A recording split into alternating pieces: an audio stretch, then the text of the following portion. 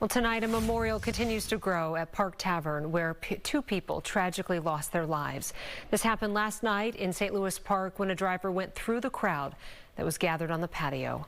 In addition to the two who were killed, Methodist Hospital says 4 of its employees were injured. Our Babs Santos is there tonight at that growing memorial, joining us live now. We've learned more about these victims, Babs, and how they're being remembered tonight. Yeah, there's already so much evidence here outside of Park Tavern to show how much this community loves these victims. So many flowers, shirts left behind after this horrifying crash yesterday.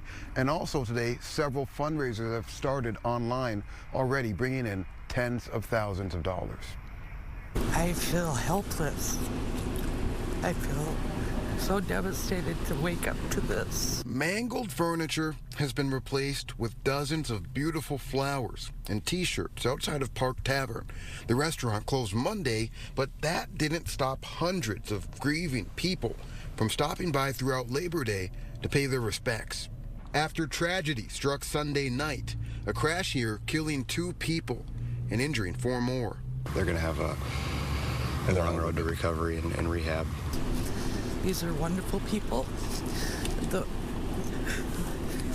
colleagues of mine, and I just pray for their well-being and wish them peace. Previously featured on Fox 9, Kristina Folkerts followed in her late mother's footsteps, taking a job as a Park Tavern server.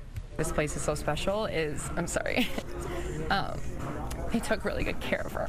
The mother of 3 did not survive Sunday's crash. I just don't get it. I'm sorry. I just don't understand. And for 3 little girls right now, what a mom.